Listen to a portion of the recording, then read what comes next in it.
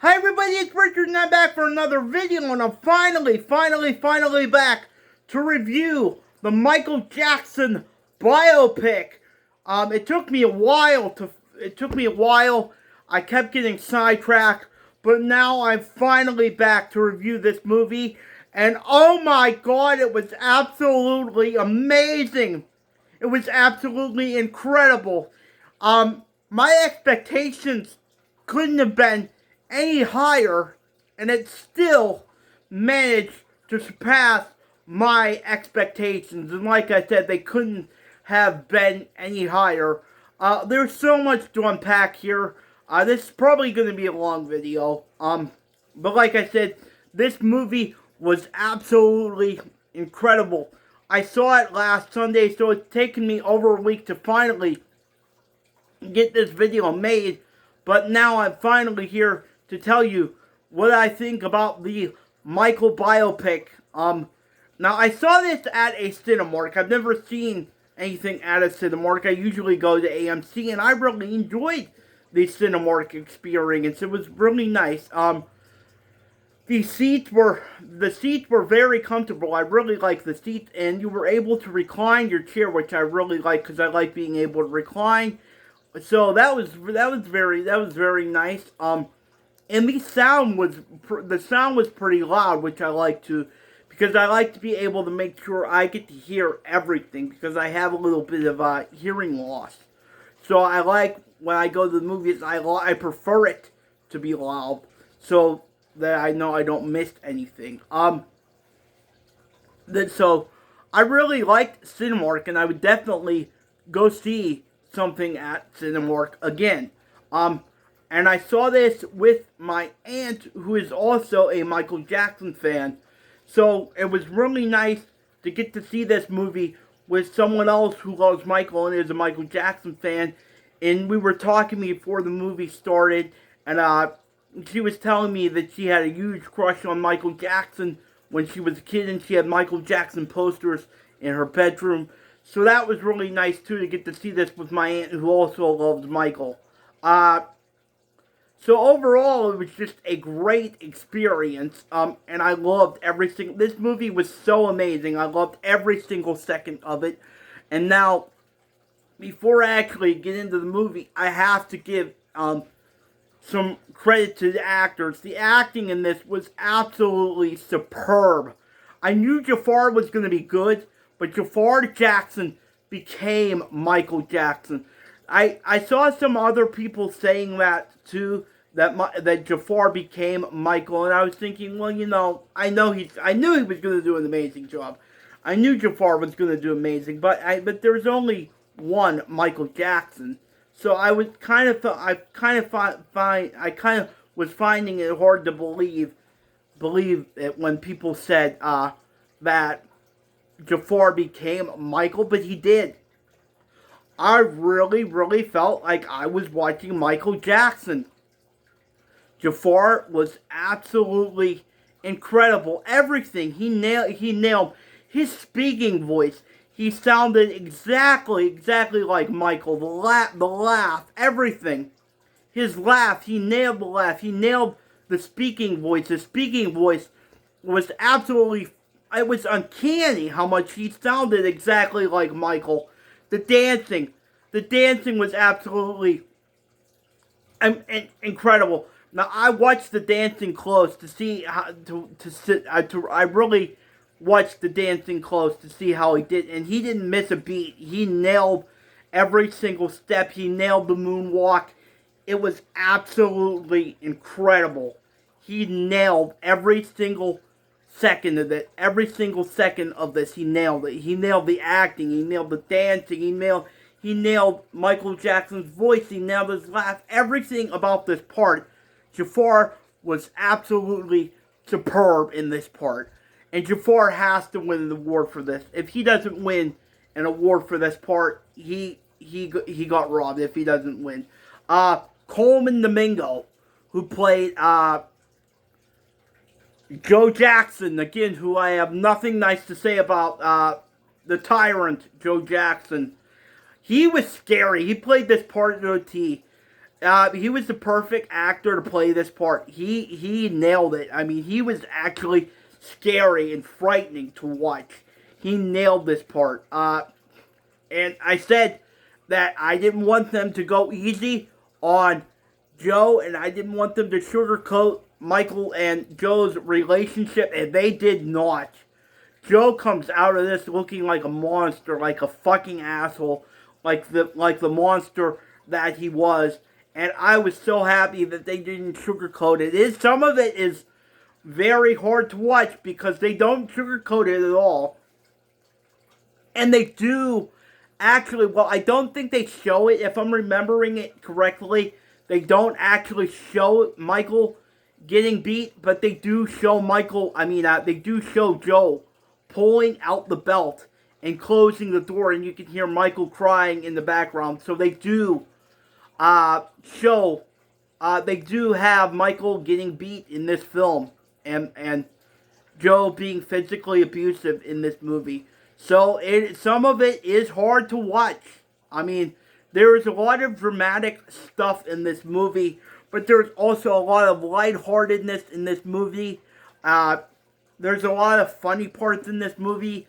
Michael's sense of humor comes through in this movie. There's a lot of lighthearted, funny parts, and there's also a lot of dramatic parts in this movie. So it's a combination of both. You get the dramatic parts with Joe. You get the dramatic parts with Joe. And, of course, the infamous Pepsi commercial where Michael gets hurt.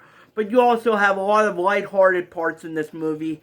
And you've got a lot of funny parts in this movie. And you've got Michael's kind of like funny sense of humor coming through in this movie. So, overall, it was a great movie. Nia or Nia? Nia Long, who plays Katherine Jackson, Michael's mother, does a great job in this movie too. She was great. Latoya was not in this movie much, but she was in a few scenes. The actress who played Latoya was really good too, although I don't think she really looked that much like Latoya Jackson, but she was good too. The brothers were great too. I don't know. I don't really know. I'm sorry, I don't know the brothers' names who played the brothers in the movie, but they were really good too. Giuliano, I don't know the child's last name who played Michael as a kid from when he was in the Jackson 5, but his name is Giuliano. I don't know his last name, but he did an amazing job too. I felt like I was watching Little Michael. I felt like I was watching Little Michael too from the Jackson 5 era. Michael Jackson. He was incredible. Again, his voice, he sounded exactly like Michael when Michael was a kid. I think he did some of the singing too. His singing was amazing. So Giuliano, shout out to Giuliano too. He did an amazing job as Little Michael. So all the acting in this was absolutely superb. Another thing I really like about this movie too is it really humanizes Michael. You really get to see the real Michael Jackson in this movie, and not the Michael Jackson that the tabloids want you, not the Michael Jackson that the tabloids want you to think that not the tabloids version of Michael Jackson, the real Michael Jackson. This movie shows that Michael was a kind, loving, wonderful person who loved kids and wanted to help kids, and was not this monster that the media makes him out to be. Michael was a very kind, wonderful, sweet person who wanted to help kids, particularly kids with trauma, or kids that have cancer, or kids that have emotional trauma. He really felt a connection to those kids, and that comes through in this movie too. So I'm really happy that this movie really humanizes Michael and shows you who Michael was. He was a kind sweetheart of a person, and I'm really glad that that came through in this movie. That was another thing I really liked about it. So yeah. So now basically, this movie, the common theme of it is it shows that Joe Joe trying to get the Jackson 5 to become stars. And the common theme through this movie is Michael trying to escape Joe's clutches. And like I said, Joe is a tyrant and he's evil and he's abusive, and he's just working these kids nonstop and will not let them have a break. And he's just being an asshole to these kids and won't let them have a childhood, and is constantly working them nonstop. And that basically a lot of the theme of this movie is Michael just trying to escape from Joe and go out on his own. There's a scene in the movie where I think the producers from Epic come to Joe and they say, we want Michael to do a solo album. We think Michael doing a solo album would be amazing, when we think it would sell a ton of copies and would be a huge success. And Joe kind of said, that okay, if he wants to do that on his own time, he can do that on his own time. But from 9 to 5, he's mine. He works for me, and he has to work with his brothers and be in the Jackson 5. So basically, he says, if Michael wants to do a solo album, he's going to have to do it on his own. Like, I guess, basically at night, from 9 to 5, he works for me. So, yeah, that's a big theme in this movie. You see Michael trying to escape from Joe's clutches. Now, the first, I was surprised how much they were really able to fit into this movie, because the runtime for this movie was 2 hours and 7 minutes. And the first half hour before we actually get into Jafar's performance as Michael, the first half hour is actually Michael and the Jackson 5. And you see Joe's trying to get the Jackson 5 to become famous, and he's working them non-stop, and he's making them do all these gigs. And like I said, even in one scene, they even come home from a gig, and they're ready to go to bed. They're tired, and Joe says, no, you got to keep practicing. We're not done. You got to keep practicing. So, the first half hour is Joe just working these boys nonstop, and you can see what a tyrant and an evil person, an abusive person that Joe Jackson is.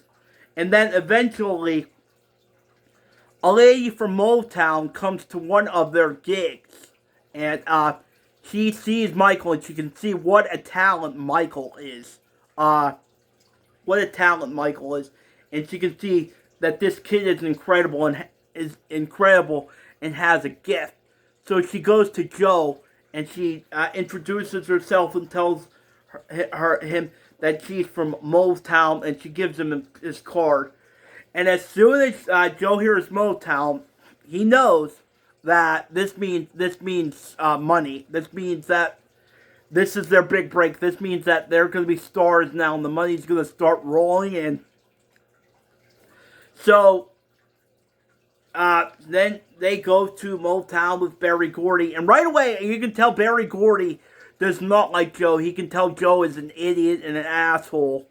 I don't know if he knows the severity of how horrible the horrible person Joe is, but he knows that Joe's no good.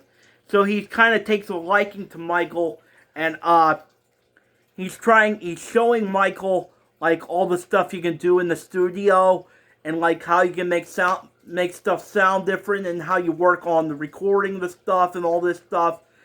And then Michael is recording the songs. This is one of the parts I found funny. Michael was recording the songs, and he's dancing, because Michael loves to dance. It's almost impossible for him not to dance. And Barry says, well, Michael, you gotta stand still. If you can't be doing all this when you're recording. You gotta stand still. You can't be moving like this. And Michael's having a really hard time just standing there, not moving. But he eventually gets it right, and they get the recordings down. So Berry Gordy takes a liking to Michael, but then Joe comes in and says, Michael, we gotta go now. I'm sure Mr. Gordy's probably had enough of you. And I think that's when Berry Gordy Barry Gordy can tell that Joe is no good, and then that's basically the sequence. Then we go into Michael, like in his teenage years when he's trying to quit the Jackson Five. That's basically the theme of this movie. This movie goes up to 1988. The whole theme of the movie is basically Michael is trying to go out on his own. Everybody loves Michael, and everybody loves Michael. Michael's a huge star, but he cannot get out of his dad's clutches. He can't get out of Joe's clutches, and he wants to go out and make a solo record and go out on his own, but he can't get away from his dad. He can't get away from his dad, and he's having a horrible time with his dad, and his dad, eventually Michael gets a nose job too, because Joe calls him Big Nose, and that really affects him. And he really gets self-conscious about his nose, and he has a nose job. But like I said, you really see the dynamic, how Joe was with Michael. That's really a lot of what the dynamic of this movie is. But it is a feel-good story. Like I said, it has a lot of dramatic parts in it. Like I said, the parts with Joe, but it also has a lot of lighthearted parts in it too. Like the part with Bubbles, when Michael brings the chimp Bubbles home. And his family is not very happy about it at all. And they don't embrace Bubbles at all. They're not happy about it, but Michael convinces them to let him keep him, and they're not happy about it, but they just let it go. I love that part with Bubbles. I've always been a huge fan of Bubbles. I love that part with Bubbles.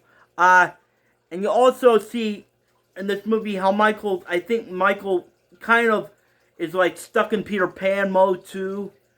He never really got to have a real childhood, so he's kind of stuck in Peter Pan mode. There's a scene where he's in a toy store and he's buying a big thing of toys for himself.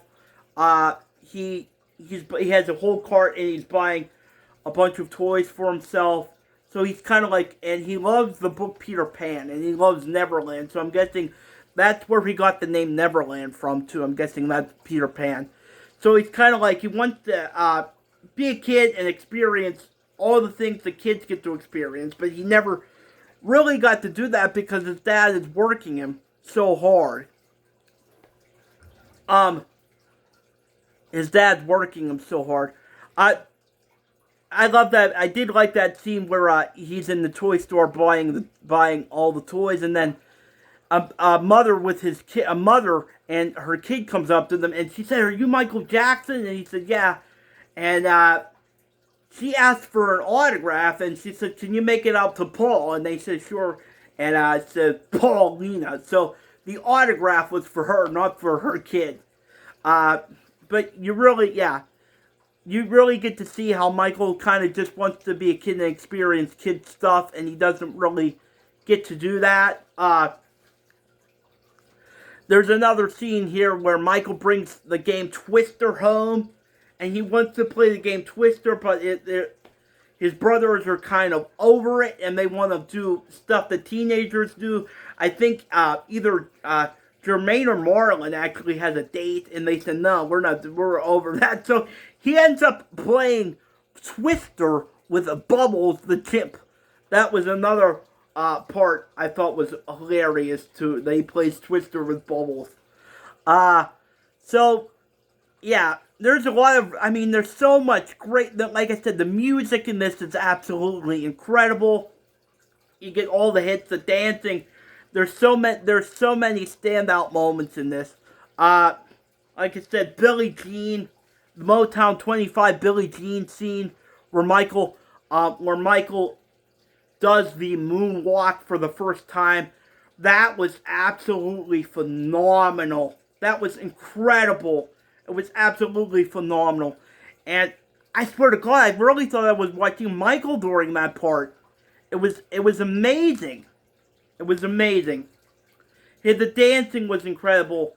I mean, the dancing was absolutely phenomenal on the Motown 25 part. And my aunt looked at me and said, "Oh, I remember this. I watched that live." Uh, so the Motown 25 part with Billie Jean was amazing. Like I said, I'm just gonna go through some parts here that really stood out to me. The Thriller part, when they were making the Thriller video, the Thriller when they were making the Thriller video, that part was absolutely incredible. The part with the zombies and Jafar as Michael as a zombie when they were making the video. That part was incredible. It was amazing. It was so cool getting to see. That's another thing. You have to see this on the big screen if you're gonna go see this. If you're gonna watch this, I mean, I'm gonna watch it when it comes out on. I'm gonna buy the DVD and I'm gonna watch it on my TV when it comes out. But I really do want to see this again on the big screen. I definitely recommend going to see this at the movies on the big screen. So like I said, the Thriller part was absolutely amazing. Bad at the end of the movie. At the end of the movie was absolutely incredible. Just bad. I mean, the dancing. The dancing again. The dancing was bad. Was incredible. The last scene of. I'll get to the last scene in a minute. Yeah. Another part of the movie I liked was when after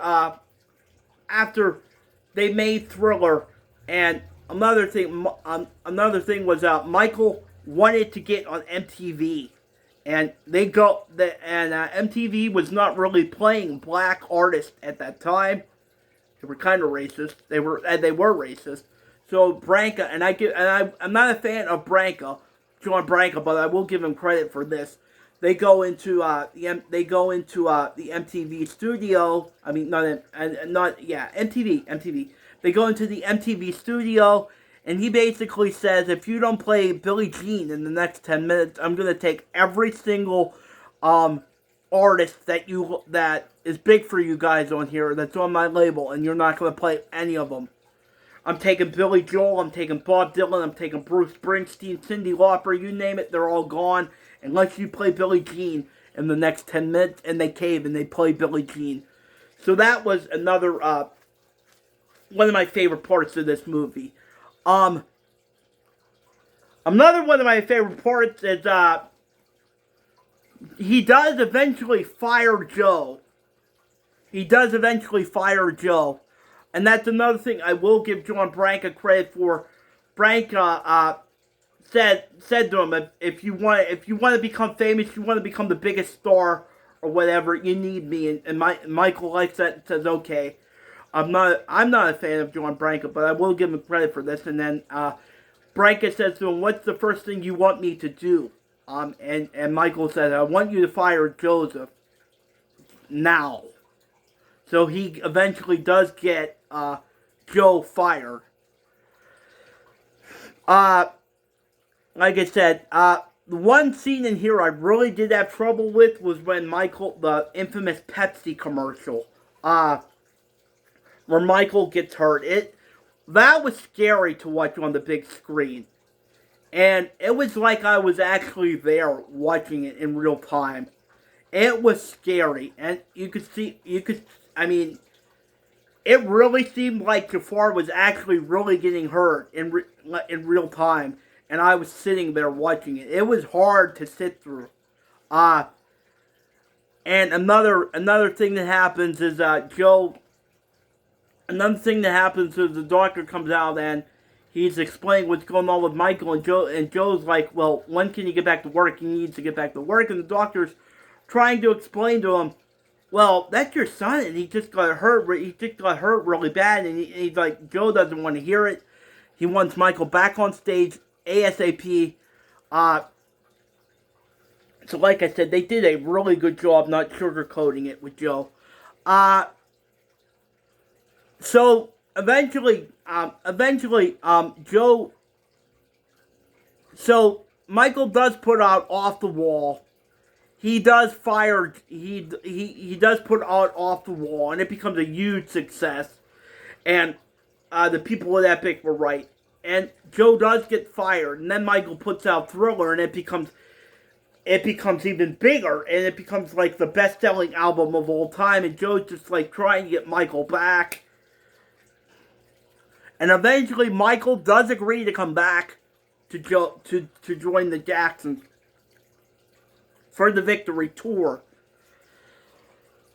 For the Victory Tour. Joe does get him to come back. Joe does get him to come back. But at the end of the movie, I love how this ended. The very end of the movie is Michael quit. And I didn't know this actually happened. I had to ask my friend, and it did happen. She actually sent me the video of when it happened. I didn't know this actually happened. Michael quits the Jacksons on stage during the show in LA on the Victory Tour, and actually quits on stage and says, "This is our farewell tour. It's been a long 20 years, and this is it for us." Now, we know eventually Michael would perform again with the Jacksons, would perform again with the Jacksons on his 30th anniversary special in 2001. But for this movie, he quit the Jacksons on stage in the Victory Tour. And Joe's like running after him, and saying, "You can't do this, you got to stay with us." And Michael's security guard, or whatever, I guess his security guard or whatever, says, "It's over, Joe." And I wanted to stand up and clap when that happened. I was so happy. That was one of my favorite parts of the whole movie, toward the very end of the whole thing. And then the very end of it was the Bad Tour, when Michael's getting ready to go out on stage for the Bad Tour in 1988. And then we see Jafar do Bad, and that's how the movie ends. And the movie ends before the credits come up on screen. The movie ends with his story continues, and his story is spelled out like history. So we know that is a nod to the History album, which will be included in part 2. So there is going to be a part 2 for this, and I'm so excited for part 2. I want it now. Why can't we have it now? But like I said, this movie was absolutely incredible. It was there was a lot of drama, a lot of comedy, a lot of feel-good moments. It was just, I think it was the best biopic ever. It was absolutely amazing. And I can't say enough good things about Jafar. I can't say enough good things about Coleman Domingo. Nia Long or Nia Long. I'm sorry if I'm not saying her name right. Just everything about this movie was absolutely phenomenal. And I loved every single second of it. It was great. It was just amazing. And I definitely want to see it again. I can't recommend this movie enough. We waited a long time for this movie, but it was definitely worth the wait. It was absolutely amazing. And I can't recommend this movie enough. It was great. So that is my review of the Michael Jackson biopic, Michael. I cannot recommend this movie enough. If you've seen it already, let me know what you think. If you're going to see it, let me know. And if you've seen it already, let me know what you think. If this is your first time over here, please hit the like and subscribe button. And please hit the notification bell so you'll always be notified when I do a new video or a live stream. Until next time, remember, peace and love. Peace and love is the only way.